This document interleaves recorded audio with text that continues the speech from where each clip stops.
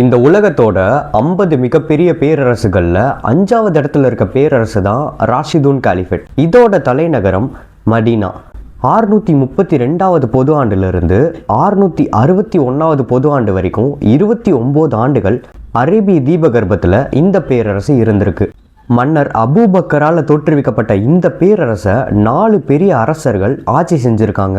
விவசாயம், வாணிகம் மற்றும் வரி வசூலிப்பு தான் இவங்களோட பொருளாதாரத்தில் அதிக வருவாய் ஈட்டித்தர தொழில்களாக இருந்திருக்கு. மன்னர் கலிஃப் உமரோட ஆட்சி காலத்தில் தான் இந்த பேரரசு அதோட மிகப்பெரிய பரப்பளவு அடைஞ்சது. அவரோட ஆட்சி காலத்தில் இராணுவத்தில் மட்டும் 1,20,000க்கும் மேற்பட்ட இராணுவ வீரர்கள் பணிபுரிஞ்சிருக்காங்க.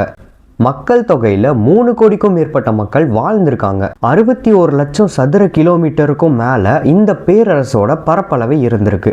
உள்நாட்டு பிரச்சனைகள்னால இந்த பேரரசு வீழ்ச்சி அடைஞ்சிருச்சு. என்னோட அடுத்த பதிவில் இன்னொரு பேரரசை பற்றி நான் சொல்கிறேன். விருப்பம் இருக்கவங்க இந்த பக்கத்தை பின்தொடர்ந்துட்டு உங்களோட நண்பர்களுக்கும் இந்த பதிவை அனுப்பிச்சிருங்க.